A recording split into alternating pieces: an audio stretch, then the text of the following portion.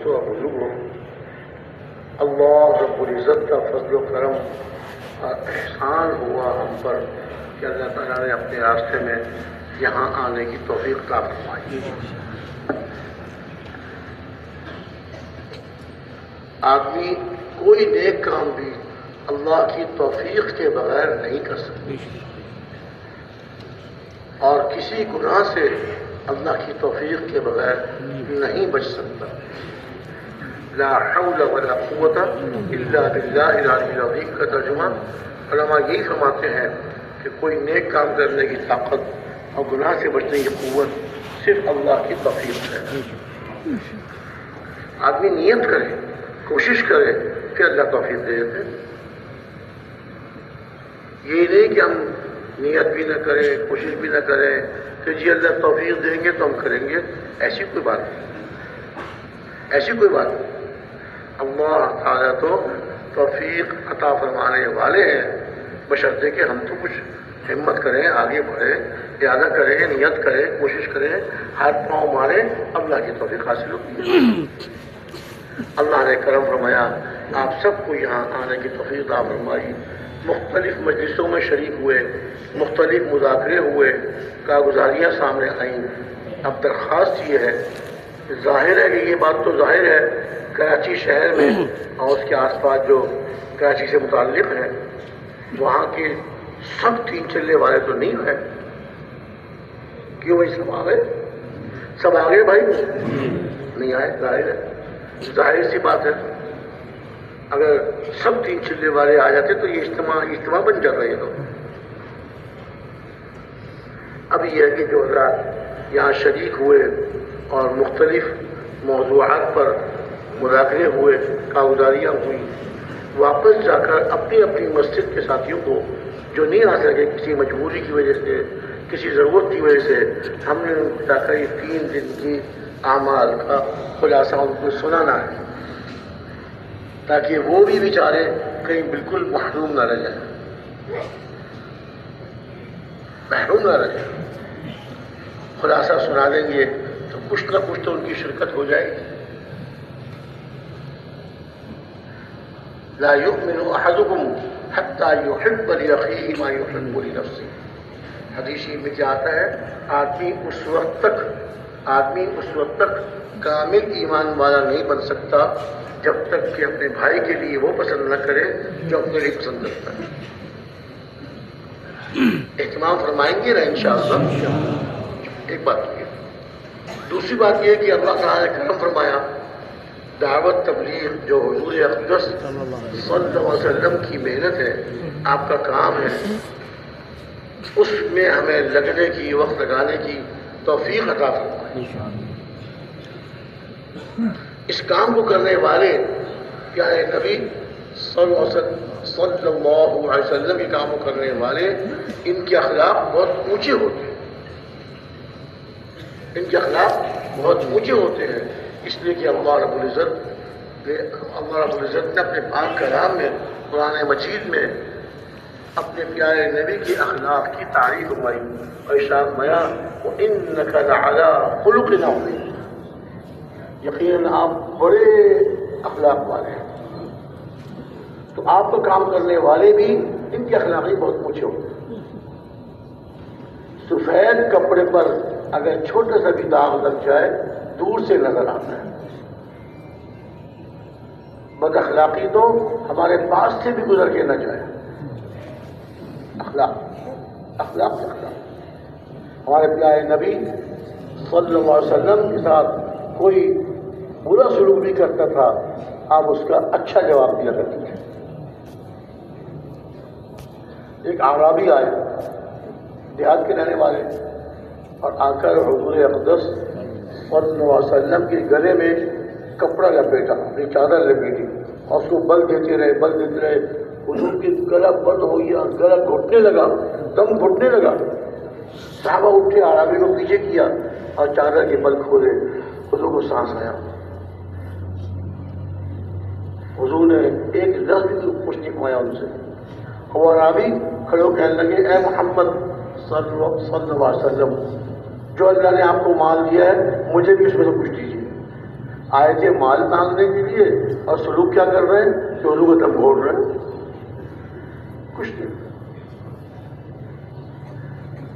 مسجد نبوی کے صحن میں تشریف فرما تھے، صحابہ آپ کے سامنے بیٹھے ہوئے تھے. ایک اعرابی دیہاتی آئے اور آ کر آپ کی مجلس سے بیٹھ گئے. تھوڑی دیر بیٹھے، اس کے بعد اٹھے، مسجد کے کنارے بیٹھ کر پیشاب کرنے. مسجد کے اندر پیشاب کرنا، ایک تو مسجد کے اندر یہ برا عمل کرنا، پھر ناپاک چیز مسجد میں. صحابہ اٹھے ان کو روکنے کے لیے، حضور نے منع فرما دیا، رک جاؤ. حضور تو شفیق تھے، اپنی امت پر انتہائی شفیق تھے، اپنی امت پر انتہائی شفیق.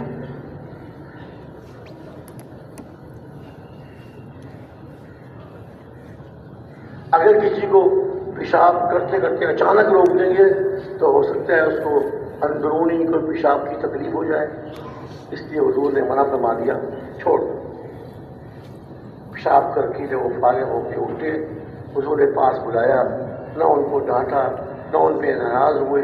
اتنا بڑا منکر، اتنی بڑی اللہ کی نافرمانی، اللہ کے گھر کے اندر، مسجد کے اندر پیشاب کر رہے، کچھ نہیں کہا. پاس بلا کے پیار سے سمجھایا کہ دیکھو یہ اللہ کا گھر ہے، یہ اللہ کا ذکر، قرآن پاک کی تلاوت اعمال کے لیے ہے. اس میں کوئی ناپاک چیز بھی اندر مسجد میں نہیں آنی چاہیے، اور ناپاک پیشاب کرنا وغیرہ تو بالکل منع ہے. پاک جگہ ہے اللہ کے ذکر کے لیے، قرآن پاک کی تلاوت کے لیے، اعمال کے لیے. اور صحابہ نے ارشاد فرمایا کہ اس پر 2-3 ڈول پانی یہ بہا دو، لو مسجد کی زمین پاک ہو گئی. آئندہ ساری زندگی کے لیے ایسا کام کوئی نہیں کریں گے. وہ تعریف کیا کرتے اپنی قوم میں جا کر کہ مجھے ڈانٹا نہیں، مجھے مارا نہیں، کچھ میں غصے نہیں ہوئے، پیار سے مجھے سمجھا. ایک اور صحابی حضور کی خدمت میں حاضر ہوئی اور کیا کہہ رہے ہیں، یا رسول اللہ مجھے زنا کی اجازت دے دیجیے. صحابہ تو غصے میں آ گئے، کیا کہہ رہے ہیں، اور حضور کی اجازت مانگ رہے ہیں. یہ حضور خاموش ہے، حضور کے اخلاق خاموش ہے. اور اس کو پاس بلایا اور اس سے کہا کہ دیکھو کیا تم پسند کرو گے کہ تمہاری بہن کے ساتھ کوئی برا کام کرے؟ یا رسول اللہ ہرگز نہیں. جیسے تم پسند نہیں کرتے، کوئی مسلمان پسند نہیں کرتا، اسی طرح والدہ کا، بیٹی کا رشتے بتایا آپ نے، کیا تم پسند کرو گے ان کے ساتھ کوئی برا کام کرے؟ یا رسول اللہ ہرگز نہیں، ایسے کوئی بھی نہیں. پھر قریب بلایا، اس کے سینے پہ ہاتھ رکھا، اے اللہ اس کو معاف کر دیجیے، اس کی شرمگاہ کو محفوظ کر دیجیے. وہ صحابی کہتے ہیں کہ حضور کی اس طرح پیار سے مجھے سمجھانے پر جو آپ نے ہاتھ رکھا، اس کے بعد تو میرے دل سے اس گناہ کی اتنی سخت نفرت بیٹھ گئی کہ میں سوچ بھی نہیں سکتا.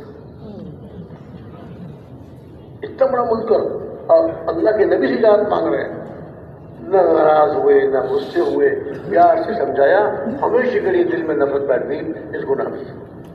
اخلاق بہت اونچا، بہت اونچا اخلاق. ایسے ہی آپ کا کام کرنے والے، دعوت تبلیغ کام کرنے والے، ان کے اخلاق بہت اونچے ہوتے. یہ کسی پر غصے نہیں ہوتے، یہ کسی پر ناراض نہیں ہوتے. یہاں تو نرمی ہی نرمی ہے. فرمایا المؤمن لین حین، کہ مومن ایمان والے تو نرم ہوتے ہیں اور آسان ہوتے ہیں. ہر مسلمان کے ساتھ اچھا سلوک. پھر مسلمان تو مسلمان، کوئی غیر مسلم سے واسطہ پڑ جائے کہ ہمارے محلے میں، ہمارے پڑوس میں، تو اس کے ساتھ بھی اچھا سلوک، اس کے ساتھ بھی اچھا سلوک.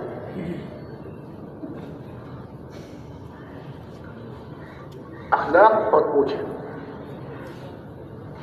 علماء محدثین یہ فرماتے ہیں کہ اسلام جو پھیلا اس میں بہت بڑا دخل آپ کے اونچے اخلاق کا ہے. لوگ آپ کے اخلاق سے متاثر ہو کر اسلام میں داخل ہیں. 2 باتیں ہوئی. تیسری بات یہ ہے کہ ہم دعوت کا کام کرنے والوں کے معاملات بالکل صاف ہونے چاہیے، کھرے. کسی کا حق میرے ذمہ نہ ہو، کسی کا میرے ذمہ نہ ہو. دنیا سے میں اس حال میں جاؤں کہ میرے اوپر کسی کا حق نہ ہو. پاک صاف ہمارے پیارے نبی صلی اللہ علیہ وسلم جب آپ کے پاس کوئی جنازہ لایا جاتا کسی صحابی کا، یا رسول اللہ ان کی نماز پڑھا دیجیے، تو حضور پہلا سوال یہ کرتے تھے کہ یہ بتاؤ اس میت پر کسی کا حق تو نہیں؟ اس میت پر کسی کا حق تو نہیں؟ جب کہتے جی نہیں، یہ ذمہ کسی کا حق نہیں ہے، پھر آگے بڑھ کے نماز پڑھا. ایک مرتبہ ایک صحابی کا جنازہ لایا گیا، آپ نے حسب عادت حسب معمول پوچھا کہ ان کے ذمہ کوئی حق تو نہیں؟ کسی نے کہا رسول اللہ ان کے ذمے 6 درہم ہیں. اب تو خیر درہم چاندی کے ہوتے تھے، چاندی مہنگی ہو گئی، سونا ہی مہنگا ہو گیا. پہلے زمانے کی بات کر رہا ہوں جب تو درہم دینار یہ سکے تھے اس زمانے میں. یہ سمجھ لیجیے سمجھنے کے لیے 6 روپے 6 درہم ان کے ذمے قرض 6 روپے. حضور ارشاد فرمایا اپنے ساتھی کی نماز آپ لوگ پڑھو. صحابوں کو پڑھا، احساس ہوا کہ صرف 6 درہموں کی وجہ سے 6 روپے کی وجہ سے حضور کی نماز نہیں پڑھا رہے. ایک صحابی کھڑے ہوئے اور عرض کیا کہ یا رسول اللہ ان کے 6 درہم جو ان کے ذمے ہیں وہ میں اپنے ذمے لیتا ہوں، میں ان کے 6 درہم ادا کروں گا، اب ان کے ذمے کوئی حق نہیں ہے، آپ ان کی نماز پڑھا دیجیے. حضور آگے بڑھے اور ان کی نماز جانا پڑھا دی. کیا ارشاد فرمایا ادی کل ذی حق حقہ، ہر حق والے کو اس کا حق دے دو. دنیا سے میں اس حال میں جاؤں کسی کا میرے ذمے کوئی حق نہ ہو. ارشاد فرمایا کہ تم مفلس کسے کہتے ہو؟ غریب. مفلس غریب کسے کہتے ہو؟ یا رسول اللہ جس کے پاس مال نہ ہو، درہم دینار نہ ہو. ارشاد فرمایا کہ میری امت کا مفلس وہ ہے، مفہوم اس طرح سے ہے، میری امت کا مفلس وہ ہے جو قیامت کے دن اتنی نیکیاں لے کر آئے گا کہ اگر پہاڑ پر رکھ دی جائے تو پہاڑ دب جائے، لیکن کسی کو برا بھلا کہا، کسی پر ظلم کیا، کسی کو گالی دی، کسی کو مارا. اب آخرت میں تو وہاں تو پیسے نہیں چلتے، وہاں تو نیکیاں. اب جن کا حق اس کے ذمہ تھا وہ آئیں گے اپنے حق کے بدلے اس کی نیکیاں لے لیں گے، اپنے حق کے بدلے اس کی نیکیاں لے لیں گے. قیامت کے دن تو اللہ تعالیٰ سب کے بدلے اتروا دیں گے، حتیٰ کہ جانور کسی سینگ والی بکری ہے، بے سینگ والی بکری کو دنیا میں مارا ہوگا، اللہ دونوں کو زندہ کریں گے، اور جس کا سینگ نہیں تھا اس کو سینگ عطا فرمائیں گے، اور جس کا سینگ تھا اس سے سینگ لے لیں گے.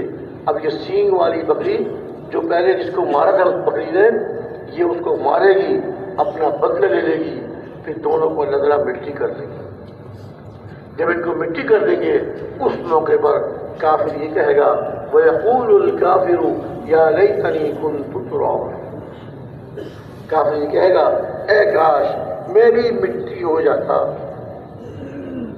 جیسے ان بکریوں کو اللہ تعالیٰ نے مٹی کر دیا، اللہ تعالیٰ مجھ کو بھی مٹی بنا دے. تو ارشاد فرمایا حق والے آتے رہیں گے اور اس کی نیکیوں سے لیتے رہیں گے، اس کی نیکیاں ختم ہو جائیں گی، حق والے باقی ہوں. اب یہ حق والے اپنے گناہ اپنے حق کے بدلے اس کے اوپر ڈالتے رہیں گے. نیکیاں ختم، اپنے گناہ بھی ہیں اور دوسروں کے گناہ بھی اس کے اوپر ڈال دیے گئے. اسی کو کہتے ہیں نیکی برباد گناہ لازم.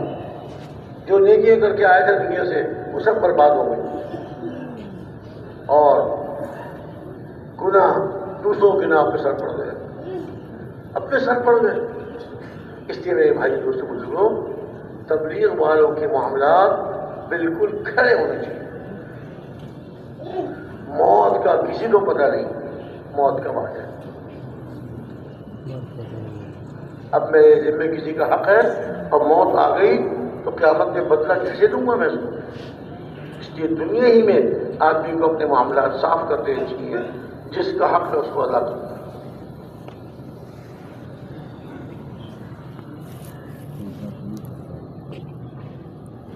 کیوں بھائی، کیا ارادہ ہے آپ سب حضرات کا؟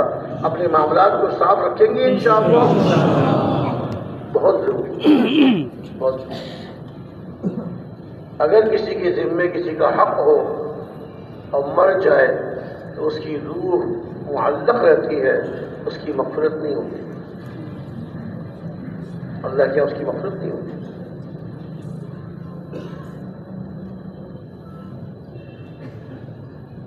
اس لیے اخلاق بھی، تبلیغی کام کرنے والوں کے لیے اخلاق بھی بہت اونچے اور معاملات بھی بالکل صاف. ہمارے یہاں ایک ساتھی آئے پرائیویٹ میں، تشکیل میں گئے، تشکیل سے واپس آئے، وقت پورا ہو گیا، اگلے دن گھر جانا تھا. تہجد میں اٹھے، تہجد کی نماز پڑھی، دعا مانگی، پھر اوپر قرآن شریف رکھا ہوا تھا، قرآن شریف اٹھایا، اس کی تلاوت کرتے رہے تہجد کے وقت. پھر قرآن شریف بند کیا، اوپر رکھ دیا اور وہیں لیٹ گئے اور کلمہ پڑھ کے انتقال ہو. موت تو بہت پیاری آئی، بہت اچھی آئی، لیکن میں یہ عرض کر رہا ہوں کہ موت کا کسی کو پتہ نہیں. ایک بزرگ نے خواب میں دیکھا روح قبض کرنے والے فرشتے حضرت اسرائیل علیہ السلام کو. ان سے پوچھا کہ میری عمر کتنی باقی ہے؟ اگر تھوڑی ہے تو میں خوب کوشش کروں، خوب اعمال کروں.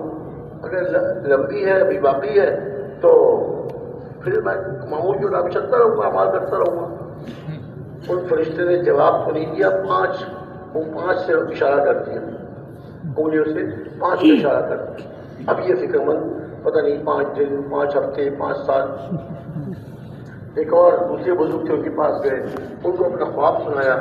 ان بزرگ نے مایا کہ نہیں 5 دن، 5 ہفتے، 5 سال نہیں.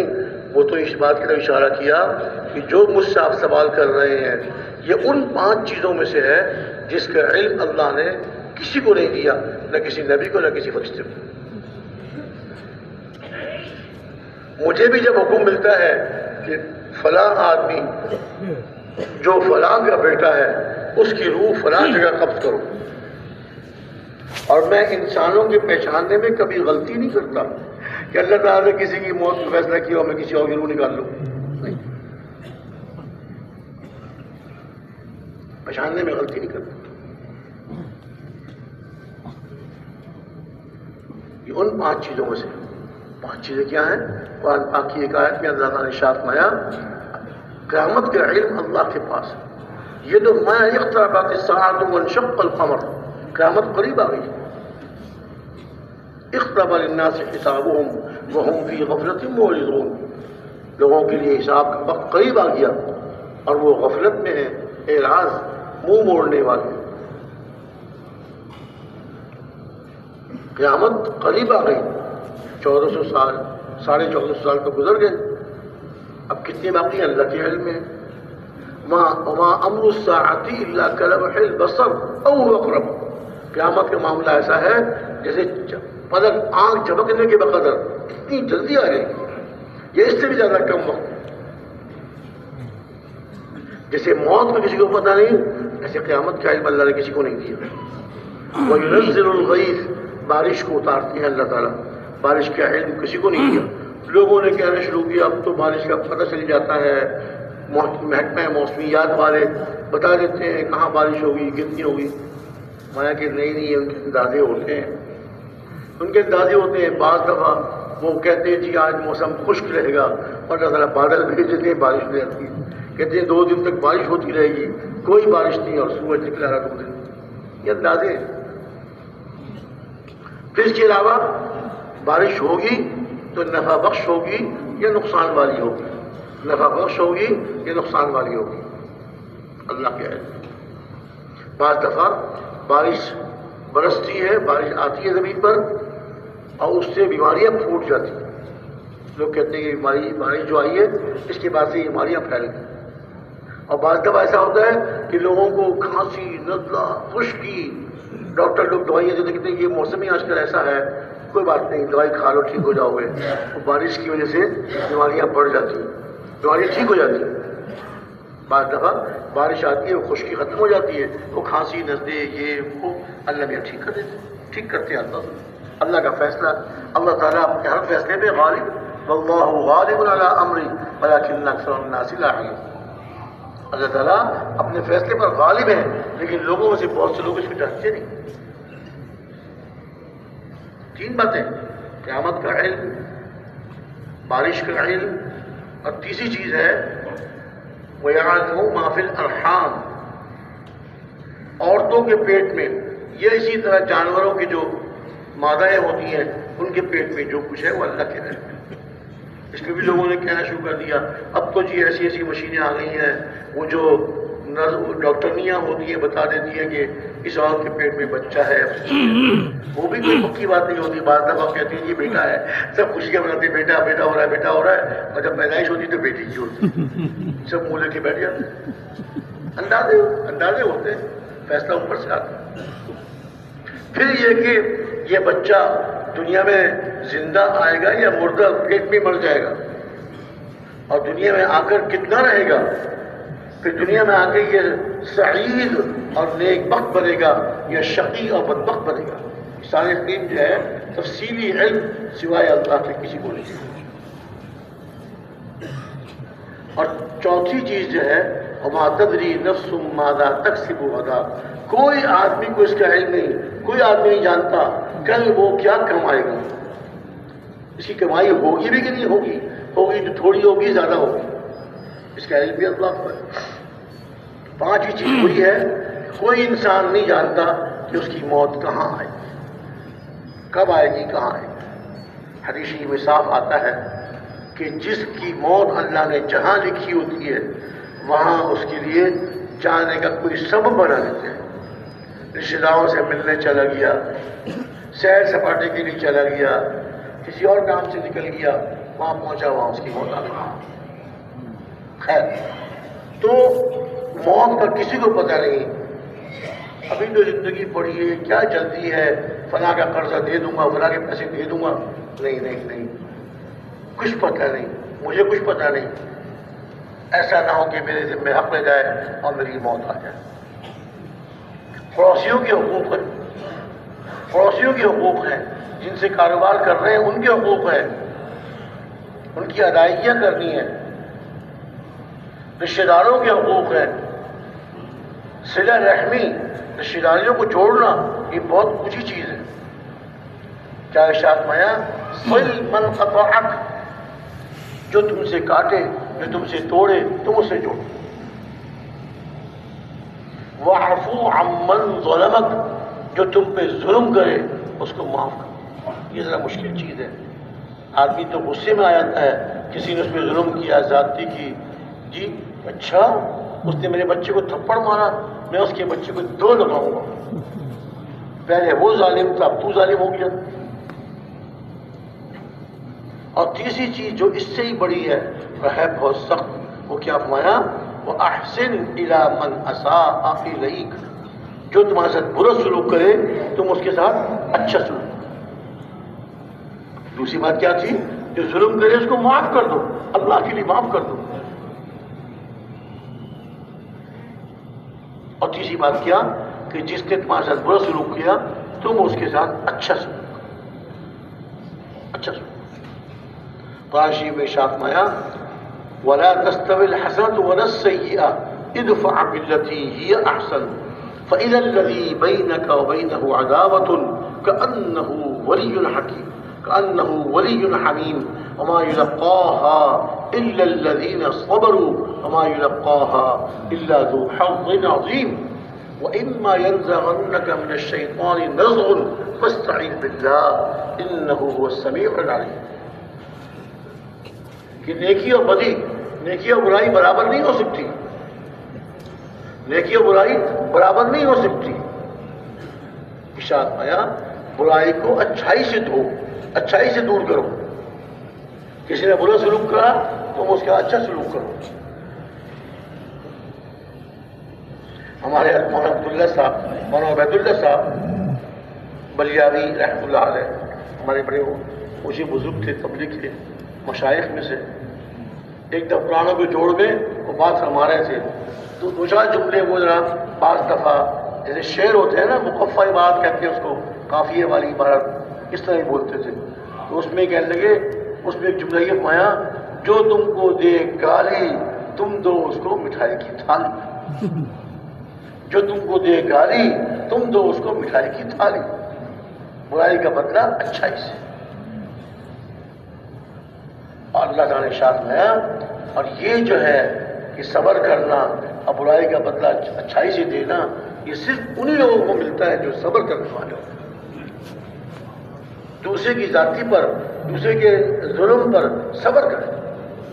اور جس کو یہ صفت مل جائے، اللہ تعالیٰ ارشاد مارے ہیں، اللہ رب العزت ارشاد مارے ہیں، جس کو یہ صفت مل جائے یہ بڑا حصہ اس کو مل گیا، بڑا حصے والا ہو گیا. اور آگے اس کا علاج بھی ارشاد فرما دیا، اگر شیطان تم کو چوکا مارے، شیطان بہکا ہے، یہ ہوتا کون ہے مجھے اس طرح کہنے والا، یہ کون ہوتا ہے میرے ماں باپ کو کچھ کہنے والا، میں اس کی ایسی تیسی کر دوں گا. جس کے دل میں اگر شیطان جو ہے چوکا مار رہا ہے، بھڑکا رہا ہے، کوئی علاج بتا دیا، فاستعذ باللہ، اللہ کی پناہ مانگے، اللہ سے اللہ کی پناہ مانگے، اللہ کی پناہ میں آ جائے. یقیناً اللہ تعالیٰ بہت سننے والے اور جاننے والے. لیکن کیا فرمایا، یہ صبر مل جانا، صبر کا مل جانا، اور یہ دوسرے کی برائی پر صبر کر کے اس کا اچھا سلوک کرنا، یہ بہت بڑا حصہ مل گیا جس کو یہ ملا. حضرات انبیاء علیہ السلام کو تو اتم درجے پر، کامل درجے پر ان کو یہ صفت عطا ہوتی تھی. قوم والے برا بھلا کہتے تھے، کوئی کاہن کہتا تھا، کوئی مجنون کہتا تھا، دیوانہ، اور کوئی جو ہے پاگل اور دیوانہ اور کاہن، اور نہ معلوم کیا کیا برا سلوک کرتے تھے اور کیا کیا برے القاب دیا کرتے تھے آپ کو. سارے انبیاء علیہ السلام، ہمارے پیارے نبی صلی اللہ علیہ وسلم بھی برائی کا بدلہ اچھا ہے. آپ کی نبوت سے پہلے، ابھی نبوت عطا نہیں فرمائی گئی تھی، آپ کے اخلاق شروع سے اونچے تھے. ایک آدمی سے آپ نے سودا کیا، گھوڑے کا سودا کیا، جس نے گھوڑا خریدا آپ سے، اس کے بعد پیسے جیب میں نہیں تھے، اس وقت نہیں تھے. اس نے کہ میں گھر جاتا ہوں، وہاں سے پیسے لے کے آتا ہوں، آپ یہاں ٹھہریے، میرا انتظار کریے. بہت اچھا، چلا گیا. گھر جا کے وہ بھول گیا. ایک دن گزر گیا، 2 دن، حضور وہیں بیٹھے ہوئے انتظار کر رہے ہیں. 2 دن گزر گئے، 3 دن گزر گئے. 3 دن بعد اس کو یاد آیا، او ہو، میں تو محمد سے، حضرت محمد صلی اللہ علیہ وسلم سے وعدہ کر کے آتے ہیں، بھائی پیسے لے کے آتا ہوں. 3 دن بھول گیا. میں جلدی سے پیسے لے کے دوڑا آیا، حضور سے معافی مانگنے لگا. ابھی نبوت بھی تعلیم ہماری یہ تھی، معافی مانگنے لگا. حضور اس پہ ناراض نہیں ہوا. بس اتنے شرمایا کہ بھائی تم نے تو ہم کو بہت تکلیف میں ڈال دیا، تم نے ہم کو بہت تکلیف میں ڈال دیا. اتنے اونچا خطاب. 3 دن ایک جگہ بیٹھے اس کے انتظار کر رہے ہیں. برداشت، وما یلقاها الا ذو حظ عظیم. اور یہ صرف اسی کو ملتا ہے جو بڑے حصے والا ہے. شیطان جو بھڑکائے، دل میں غصے کے جذبات لائے، اس کا علاج بھی فرما دیا، اعوذ باللہ من الشیطان الرجیم کہہ کر شیطان دودھ کو بھگا دیا. ایسی کریں گے نا انشاءاللہ. میں معاملات صاف، اخلاق اونچے، اور اپنے معمولات، ڈیلی معمولات کی پابندی. دیکھیے، کوئی کام بھی ہفتے میں 1 دن کرنے سے نہیں چلا کرتا. کوئی دکان ہفتے میں 1 دن کھولے، کوئی کارخانہ ہفتے میں 1 دن چلتا ہو، نہ دکان چلے گی، نہ کارخانہ چلے گا، اس کا کاروبار نہیں چمکے گا. نہیں کارخانہ، اس کا کاروبار چمکے گا ہی نہیں. وہ تو ہر روز دکان کھلتی ہے، ہر روز کارخانے میں جاتا ہے، کارخانے میں روزانہ کام ہوتے ہیں، جو کام روزانہ ہوتا ہے وہ کام چلا کرتا ہے. ہمارے تبلیغ والوں میں بہت خوبیاں ہیں ماشاءاللہ. اور اب تبلیغ میں لگنے کے بعد روزانہ وقت فارغ کرنا اور مشورے کے ساتھ دو ساتھی ہو کر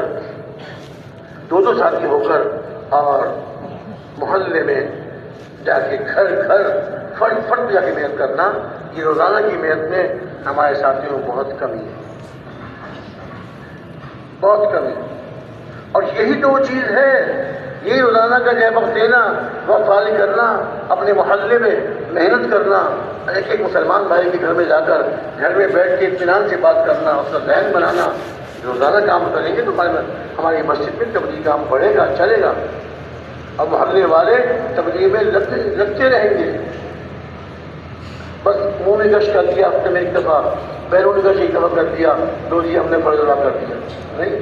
یہ تو اس مبارک محنت کو اپنا اوڑھنا بچھوڑنا بنانا، اپنا جینا مرنا اس کام کے ساتھ کرنا. اوڑھنا بچھونا، جینا مرنا اس کام کے ساتھ. جیوں گا تو اس کام کو کرتے کرتے، اور موت آئے گی تو اس کام کو کرتے کرتے. یہاں ہمارے پرائیویٹ مرکز میں ایک مقیم تھے پہلے، بہت پرانی بات ہے، جبکہ مرکز کی توسیع نہیں ہوئی تھی، چھوٹا مرکز تھا. وہ مقیم تھے ہمارے، بڑی عمر کے سفید ریش، ماشاءاللہ خوب خدمت کرتے تھے مرکز کی. ایک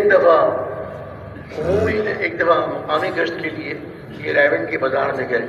اس وقت رائے کے بازار میں مخالفت ہی بہت تھی. لوگ مسجد سے بعض مسجدوں میں یہ کیفیت تھی کہ نکال دیا کرتے تھے جماعتوں کو، اور پھر مسجد کو دھوتے بھی تھے کہ ہماری مسجد ناپاک ہو گئی، مسجدوں کو دھوتے تھے. اب تو اللہ کا شکر ہے، پھر اللہ کا شکر ہے، ساتھی جاتے ہیں، محنت کرتے ہیں، گشتیں کرتے ہیں.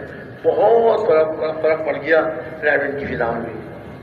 خیر وہاں گئے، گشت کیا، لوگوں کو جمع کیا، اور ساتھی بھی ساتھ ہوں گے.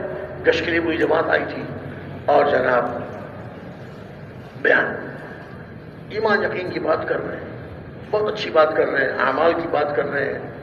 لوگ جو بیٹھے ہوئے تھے خوش ہو رہے تھے. ایمان یقین کی بات کرتے کرتے اچانک خاموش ہو گئے. جو بیٹھے بات سن رہے تھے وہ دیکھ رہے ہیں حاجی صاحب کو کیا ہو گیا، اتنی اچھی بات کر رہے تھے، ہمارے جذبات بن رہے تھے، ہمارا دل نرم ہو رہا تھا. خاموش ہو گئے. کھڑے ہو کے بیان کر رہے تھے، بیٹھ گئے، پھر لیٹ گئے. ہاں سب کے سامنے لیٹ گئے، داہنی کروٹ پہ قبلے کی طرف منہ کر کے لیٹ گئے. اپنا دانا ہاتھ یہاں دانے رخسا کے نیچے رکھا، جو لیٹنے کا مصنون طریقہ ہے اس پر لیٹے، اور اونچی آواز سے کلمہ شہادت پڑھا اور انتقال ہو. کرتے کرتے مرنا ہے، اور مرتے مرتے کرنا ہے. ہر حال میں، ہر وقت، ہر جگہ اور ہر ایک کو دعوت دینی. ہر حال میں دعوت دینی ہے، ہر وقت دعوت دینی ہے، ہر حال میں دینی ہے، ہر ایک کو دعوت دینی ہے، ہر جگہ دعوت دینی ہے. دعوت کے لیے کوئی مقرر نہیں، جب دعوت کا موقع آپ بھی دعوت دیں. ہم سفر میں جا رہے ہوں، سفر میں دعوت دیں، ریل میں دعوت دیں، بس میں دعوت دیں.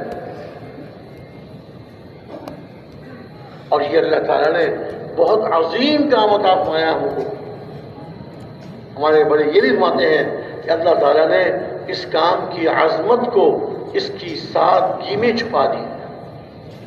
کام بہت عظیم لیکن بہت سادہ.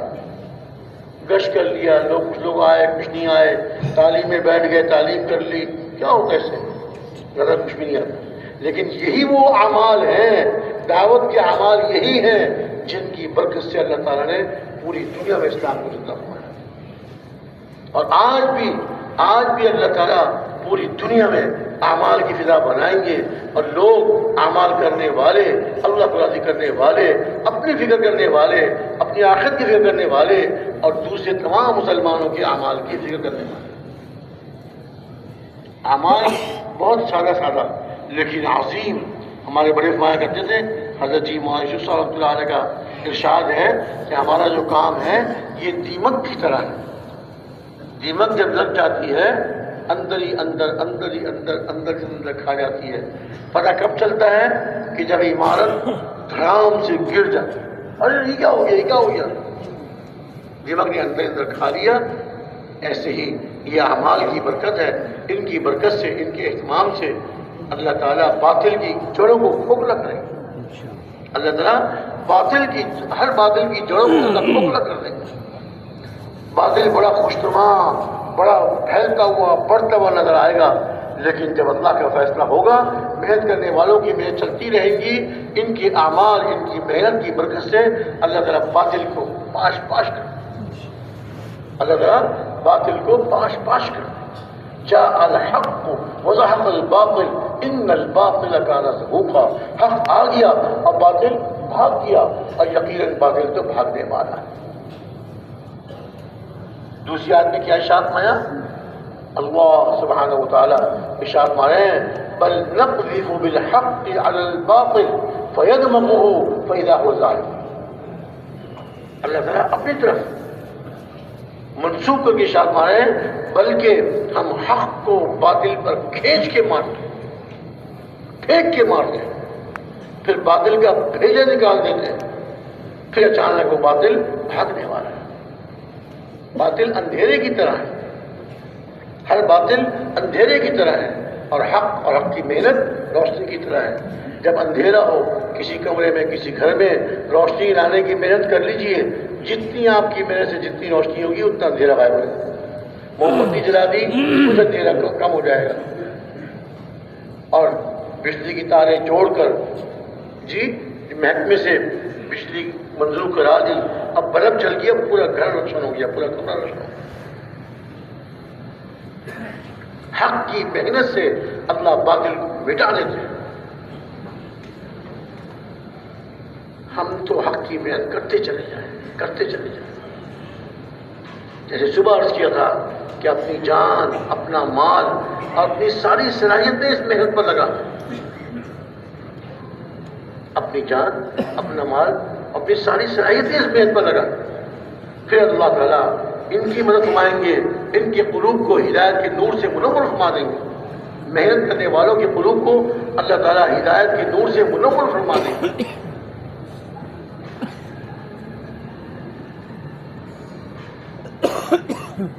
ان کا دل ہدایت کے نور سے جگمگا جائے گا. پھر ان کی آنکھیں، دل کی آنکھیں اللہ کھول دیں گے. جیسے ظاہری آنکھوں سے آدمی اپنے نفع کی چیز، اپنے نقصان کی چیز سانپ نظر آ جائے گا، اس سے بھاگے گا یا اس کو مارے گا. گڑھا نظر آ رہا ہے آنکھ سے، گڑھے سے بچ کر جائے گا. ایسے اللہ تعالیٰ اس کی دل کی آنکھیں کھول دیں گے. پھر یہ اعمال میں، اپنی زندگی میں، ہر کام میں اس کو نظر آئے گا یہ میرا عمل، یہ دوزخ کی طرف جانے والا ہے، یہ جنت کی طرف جانے والا ہے. دل کی آنکھوں سے دیکھیں. جن کو اللہ تعالیٰ بصیرت نصیب فرما دیتے ہیں، دل کی آنکھیں کھل جاتی ہیں، پھر وہ حق اور باطل میں تمیز کر دیتے ہیں. وہ پہچان جاتے ہیں یہ حق ہے اور یہ باطل ہے، یہ اللہ کو راضی کرنے والے اعمال ہیں اور یہ اللہ کو ناراض کرنے والے اعمال ہیں. محنت کرتے چلے جائیں، ساری زندگی کی نیت کریں، اس کو اپنا مقصد بنا لیں، اوڑھنا بچھونا بنا لیں. اوڑھنا بچھونا، جینا مرنا اس کام کے ساتھ. دیکھیے جب اس کام کو آدمی مقصد بنا لیتا ہے، اللہ تعالیٰ اس کی آخرت بھی بناتے ہیں اور دنیا کی بھی ضرورتیں اللہ تعالیٰ غیب سے اس کی پوری ہوتی ہیں.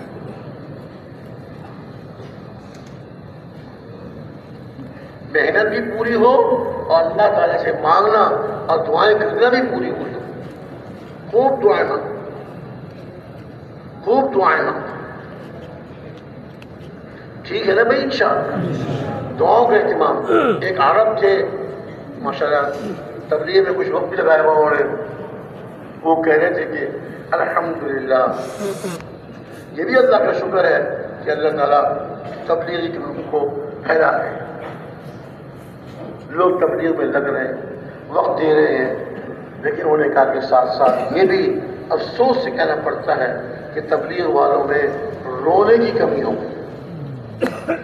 تبلیغ والوں میں رونے کی کمی ہو.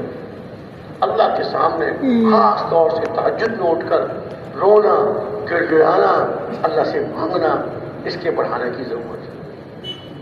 ہر دعا کی قبولیت کے وقت میں خوب دعائیں مانگیں، اپنے لیے بھی، اپنے بال بچوں کے لیے بھی، اپنے لیے بھی، اپنے بال بچوں کے لیے بھی، اپنے رشتہ داروں کے لیے اور ساری امت کے لیے، دنیا بھر کے سب مسلمانوں کے لیے اور دنیا بھر کے سب تبلیغ والوں کے لیے اللہ تعالیٰ کسی بھی تبلیغ والے کو اس مبارک محنت سے محروم نہ فرمائے۔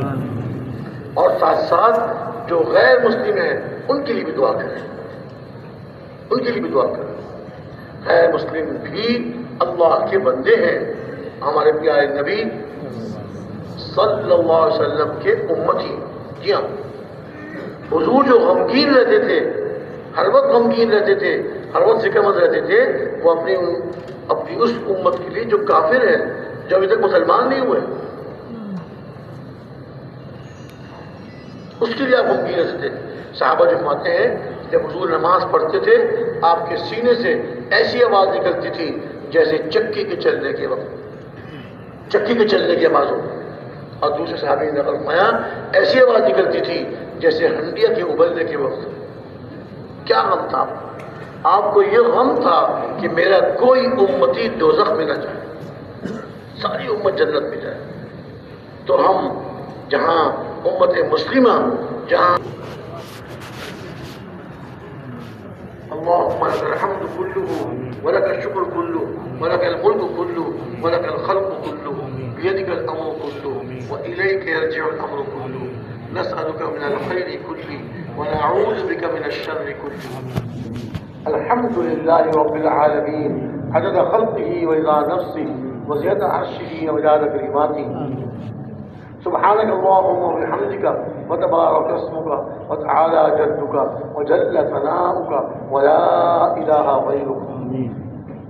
اللهم لك الحمد كله ولك الشكر كله ولك الملك كله ولك الخلق كله بيدك الأمر كله وإليك يرجع الأمر كله نسألك من الخير كله ونعوذ بك من الشر كله۔ اللهم لا نحصي ثناء عليك أنت كما أثنيت على نفسك۔ اللهم صل على سيدنا مولانا محمد النبي وأزواجه أمهات المؤمنين وذريته وأهل بيته كما صليت على آل إبراهيم إنك حميد مجيد۔ وإلهكم إله واحد لا إله إلا هو الرحمن الرحيم ألف لام ميم الله لا إله إلا هو الحي القيوم وعنت الوجوه للحي القيوم لا إله إلا أنت سبحانك إني كنت من الظالمين۔ ربنا ظلمنا أنفسنا وإن لم تغفر لنا وترحمنا لنكونن من الخاسرين۔ ربنا اغفر لنا ذنوبنا وإسرافنا في أمرنا وثبت أقدامنا وانصرنا على القوم الكافرين۔ ربنا فاغفر لنا ذنوبنا وكفر عنا سيئاتنا وتوفنا مع الأبرار۔ ربنا وآتنا ما وعدتنا على رسولك ولا تخزنا يوم القيامة إنك لا تخلف الميعاد۔ ربنا لا تؤاخذنا إن نسينا وأخطأنا، ربنا ولا تحمل علينا إصرا كما حملته على الذين من قبلنا، ربنا ولا تحملنا ما لا طاقة لنا به، واعف عنا واغفر لنا وارحمنا أنت مولانا فانصرنا على القوم الكافرين۔ ربنا ظلمنا أنفسنا وإن لم تغفر لنا وترحمنا لنكونن من الخاسرين۔ يا حي يا قيوم برحمتك نستغيث، يا حي يا قيوم برحمتك نستغيث، يا حي يا قيوم برحمتك نستغيث، أصلح لنا شأننا كله ولا تكلنا إلى أنفسنا طرفة عين۔ رب تب علينا إنك أنت التواب الرحيم، رب تب علينا إنك أنت التواب الرحيم، رب اغفر وارحم وتجاوز عما تعلم إنك أنت الأعز الأكرم۔ اللهم أحسن عاقبتنا في الأمور كلها وأجرنا من خزي الدنيا وعذاب الآخرة۔ اللهم أحسن عاقبتنا في الأمور كلها كلها وأجرنا من خزي الدنيا عذاب الآخرة. إليك ربي فحببنا وفي أنفسنا لك ربي فذللنا وفي أعين الناس فعظمنا ومن سيء الأخلاق فجنبنا وعلى صالح الأعمال فقومنا وعلى صالح الأعمال فقومنا وعلى الصراط المستقيم فثبتنا وعلى الصراط المستقيم فثبتنا وعلى الأعداء أعدائك أعداء الإسلام فانصرنا. اللهم زدنا ولا تنقصنا وأكرمنا ولا تهنا وأعطنا ولا تحرمنا وآثرنا ولا تؤثر علينا وارض عنا وارضنا عنك ولا تسلط علينا بذنوبنا من لا يخافك فينا ولا يرحمنا.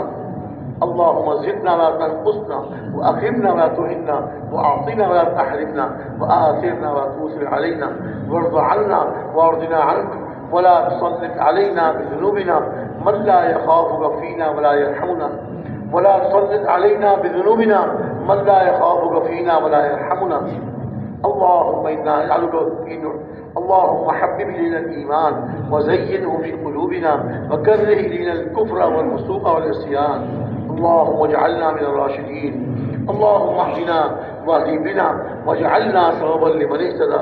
اللهم اهدنا واهد بنا واجعلنا سببا لمن اهتدى. اللهم اهدنا وسددنا. اللهم اهدنا وسددنا. اللهم اهدنا وسددنا. اللهم إنا نسألك الهدى والتقى والعفاف والغنى. اللهم اجعل أعمالنا خالصة لوجهك الكريم. اللهم اجعل أعمالنا خالصة لوجهك الكريم. اللهم اجعلنا دعاة إليك وإلى رسولك. اللهم اجعلنا دعاة إليك وإلى رسولك. اللهم اغفر لأمة محمد صلى الله عليه وسلم ما تقدم من ذنبها وما تأخر وما أسرت وما أعلن. يا أول الأولين ويا آخر الآخرين ويا ذا القوة المتين ويا راحم المساكين ويا أرحم الراحمين يا أرحم الراحمين يا أرحم الراحمين. اے اللہ محض اپنے فضل و کرم سے ہمارے پوری امت کے گناہوں کو معاف. اے اللہ پوری مغفرت فرما. بقیہ زندگی اپنی عمل اعمال میں لگانے کی اور ناراضگی والے اعمال سے بچانے کی توفیق عطا فرما. اے اللہ ہم سب کو ہدایت نصیب فرما. امت کے بچے کو ہدایت نصیب فرما. اے اللہ جو غیر مسلم ہیں باطل چیزوں پہ چل رہے ہیں اے اللہ ان کو بھی ہدایت نصیب فرما. وہ بھی آپ کے بندے ہیں اور آپ کے حبیب صلی اللہ علیہ وسلم کے امتی ہیں. اے اللہ ان کو بھی ہدایت نصیب فرما. دوزخ کی آگ سے ان کو محفوظ فرما. جنت الفردوس ان کے لیے مقدر فرما. اور یا اللہ تمام مسلمانوں کو ہدایت نصیب فرما. مسلمانوں کے بچے کو ہدایت نصیب فرما اور ہدایت والی محنت اپنانے کی ہدایت والی محنت کو کرنے کی اور اس کے اصولوں کے ساتھ صحیح نہج پر کرتے رہنے کی توفیق عطا فرما. اے اللہ پوری امت کو ہدایت نصیب فرما. کسی مسلمان کو بھی ہدایت سے محروم نہ فرما اور پوری امت کی حفاظت فرما. ان کی جان مال عزت آبرو ان کے ایمان اعمال اخلاق غرضے کے مسلمانوں کی ہر چیز کی اپنے کرم سے حفاظت فرما. اے اللہ اپنے کرم سے حفاظت فرما. اے حفیظ حفاظت فرما. جہاں کہیں آباد ہے مسلمان جہاں کہیں آباد ہے اے اللہ پہاڑوں میں صحراؤں میں جزیروں میں اور جنگلات میں اور ہموار زمینوں میں جہاں کہیں مسلمان آباد ہیں اے اللہ کی پوری حفاظت فرما. اے حفیظ حفاظت فرما. اے اللہ جس کی آپ حفاظت فرمائیں اسے کوئی نقصان نہیں پہنچا سکتا اور جس کی آپ حفاظت نہ فرمائیں اسے کوئی بچا نہیں سکتا. اے اللہ ہم سب کی اور پوری امت مسلمہ کی حفاظت فرما. جہاں کہیں بھی ہیں اے اللہ ان کی جان مال عزت آبرو کی حفاظت فرما. ان کے گھر بار کی کاروبار کی اور ان کی تمام چیزوں کی اللہ اپنے کرم سے حفاظت فرما. اے اللہ مسلمانوں کی آپس کی لڑائیوں کو ختم فرما. آپس کے اختلافات کو ختم فرما. ایک اور نیک بنا دیجیے. کلمہ حق پر سب کو مجتمع فرما دیجیے. اے اللہ کلمہ حق پر سب کو مجتمع فرما دیجیے. یا اللہ آج امت مسلمہ پر مسلمانوں پر مصیبتوں کے پہاڑ ٹوٹ چکے. پریشانیوں نے ان کو گھیر لیا. اے اللہ مصیبتوں کے پہاڑ ٹوٹ چکے، پریشانیوں کو گھیر لیا، نکلنا چاہتے ہیں، ہاتھ پاؤں مارتے ہیں لیکن نکل نہیں سک رہے۔ اے اللہ یقیناً یہ مصیبتیں، یہ پریشانیاں ہمارے ہی برے اعمال کی وجہ سے، ہمارے اپنے برے اعمال کی وجہ سے آ رہی ہیں۔ اے اللہ ہمارے ان تمام برے اعمال کو، ہمارے ان تمام گناہوں کو جن کی نحوست سے یہ مصیبتیں آ رہی ہیں، اے اللہ ان کو معاف فرما دیجیے۔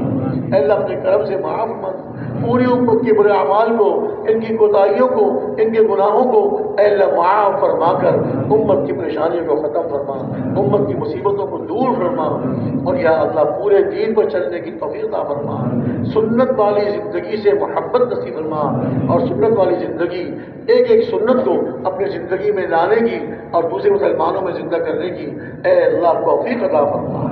غیروں کی ناپاک گندی معاشرت سے مسلمانوں کو دور فرما، اور اس گندی معاشرت کو مسلمانوں سے دور فرما، اور سنت والی زندگی سے محبت نصیب فرما۔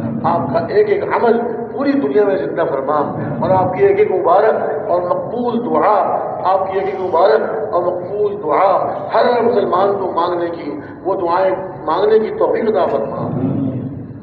اے اللہ کرم کا معاملہ فرما، رحم کا معاملہ فرما، اے رحیم رحم کا معاملہ فرما، اے کریم کرم کا معاملہ فرما۔ آپ نے رحم نہ فرمایا، آپ نے کرم نہ فرمایا، آپ کے حبیب صلی اللہ علیہ وسلم کی یہ امت تباہ ہو جائے گی، برباد ہو جائے گی۔ اے اللہ امت کو تباہ ہونے سے بچا لیجیے، اے اللہ امت کو ہلاک ہونے سے بچا لیجیے۔ اے کریم کرم کا معاملہ فرما، اے رحیم رحم کا معاملہ فرما۔ اے اللہ ہم آپ سے ہی سوال کرتے ہیں، آپ سے ہی مانگتے ہیں۔ اے اللہ ہم آپ سے نہ مانگے تو کس سے مانگے؟ اور ہے کون جو عطا کرنے والا ہے، جو دینے والا ہے؟ اے اللہ آپ سے پوری امت کے لیے بھیک مانگتے ہیں، پوری امت کو ہدایت نصیب فرما۔ اے اللہ اس مجمع میں بڑی عمر کے سفید ریش بھی ہیں، بیمار بھی ہیں، اور یہ سب کے سب آپ کے سامنے ہاتھ پھیلائے ہوئے ہیں۔ آپ کے حبیب صلی اللہ علیہ وسلم نے آپ کی طرف سے یہ حدیث نقل فرمائی کہ آپ ارشاد فرماتے ہیں جب میرے بندے میرے سامنے ہاتھ پھیلاتے ہیں، ان کے ہاتھوں کو واپس کرتے ہیں مجھے حیا آتی ہے، ان کے ہاتھوں کو واپس کرتے ہیں مجھے حیا آتی ہے۔ اے اللہ ان ہاتھوں کو جو آپ کے سامنے اٹھے ہوئے ہیں ان کو خالی واپس فرما، اور ان کے لیے اور ساری امت کے لیے ہدایت کے فیصلے فرما۔ اے اللہ ہدایت کے فیصلے فرما، ہر مصیبت ہونے کی مصیبت کو دور فرما، ہر پریشان حال کی پریشانیوں کو دور فرما۔ اے اللہ جو مقروض ہیں ان کے قرضوں کے ادا ہونے کی صورتیں پیدا فرما، آئندہ قرضوں سے ہدایت نصیب فرما۔ اور یا اللہ جو اپنے گھروں کی طرف سے پریشان ہیں ان کو چین والے، سکون والے، عافیت والے، برکتوں والے گھر عطا فرما، اور جو اپنے کاروبار کی طرف سے ہیں ان کو حلال پاکیزہ برکت والی روزی عطا فرما، اور جو اپنے بچوں کو رشتوں کی طرف سے پریشان ہیں اے اللہ ان کے بچوں کے بچیوں کے مناسب جوڑ والے دیندار رشتے ملا دیجیے۔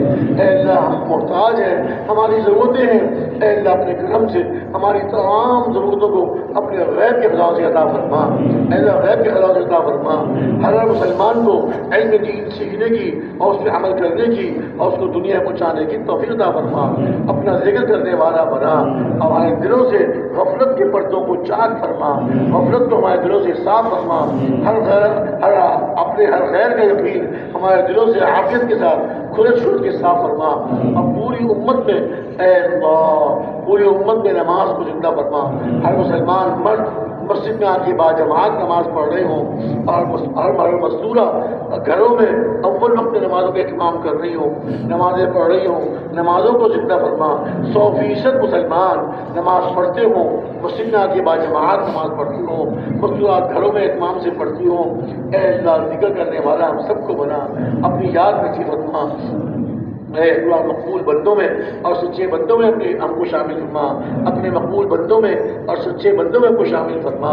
اور یا اللہ قرآن پاک کی تلاوت کرنے والا ہم سب کو بنا، اہتمام سے قرآن پاک کی تلاوت کرنے والا، اور حضور کی پاکیزہ برکتوں والی اور سکون والی اور آپ کی رضا والی زندگی کو زندہ فرما، اس سے ہم کو محبت نصیب فرما، غیروں کی ناپاک گندی معاشرت سے محفوظ فرما، آپ حضور اکرم صلی اللہ علیہ وسلم کی محبت نصیب فرما، اور ان کی زندگی اپنانے کی توفیق عطا فرما، اپنی ذات عالی کی اور اپنے پیارے رسول صلی اللہ علیہ وسلم کی سچی محبت نصیب فرما، سچی محبت نصیب فرما، اور اے اللہ مسلمانوں کو ہدایت نصیب فرما، ہدایت کی دور سے ان کے دلوں کو جگمگا دیجیے، اور اللہ ان کو گناہوں سے بچنے کی توفیق عطا فرما، تقوی کی صفت نصیب فرما، اور یا اللہ تمام مسلمانوں کو اس مبارک محنت کے لیے قبول فرما، اس دعوت والی محنت کو سارے عالم میں زندہ فرما، اس کے اصولوں کے ساتھ، اس کے صحیح نہج پر اس کو کرنے والا پوری امت کو بنا دیجیے، اخلاص کی دولت سے مالا مال فرما،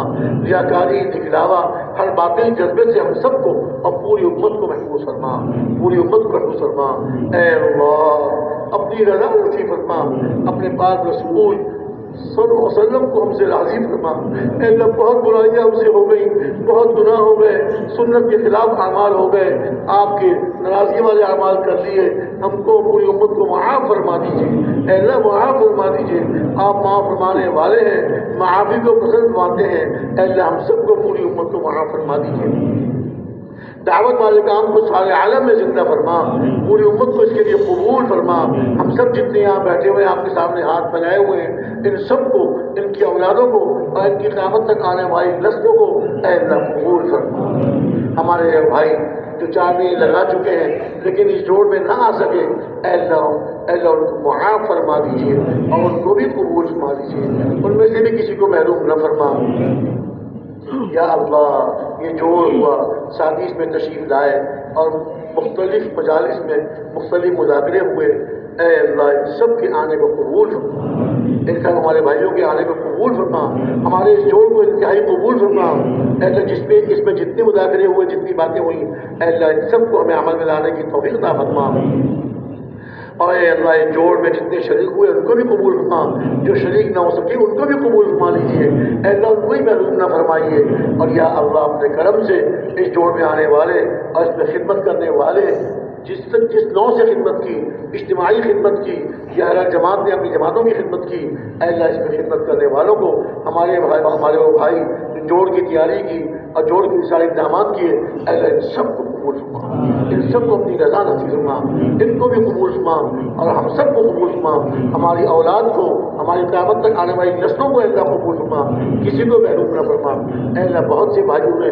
دعاؤں کے لیے کہا، پرچیاں لکھ کے بھیجی، اے اللہ سب کی ضرورتوں کو، جائز ضرورتوں کو پورا فرما، ان کی پریشانیوں کو دور فرما، اے اللہ ان بھائیوں جو نے پرچیاں بھیجی ہیں ان سب کے یا اور سب جتنے یہاں بیٹھ یہاں شریک ہیں اس اجتماع اس جوڑ میں جتنے شریک ہیں، یہ خود ان میں سے یا ان کے رشتہ داروں میں سے، ہمارے بزرگوں میں سے اور پوری امت میں سے، اے اللہ جو بیمار ہیں، جس بیماری میں مبتلا ہے، اے اللہ اپنے کرم سے جسمانی اور روحانی صحت کاملہ عاجلہ مستمرہ نصیب فرما، جسمانی اور روحانی صحت کاملہ عاجلہ مستمرہ نصیب فرما، ان سب دعاؤں کے لیے کہنے والوں کو ان کی دعاؤں کو قبول فرما، ان کی پریشانیوں کو دور فرما، ان کی اور اللہ ان کی پریشانیوں کو دور فرما، ان کی مصیبتوں کو ختم فرما، اور اے اللہ کی جائز ضرورتوں کو اپنے غیر کے خزاں سے پورا فرما، اس جوڑ میں جتنے باتیں ہوئی، جتنے مذاکرے ہوئے، اللہ کو قبول فرما اور ان پہ عمل کرنے کی توفیق عطا فرما،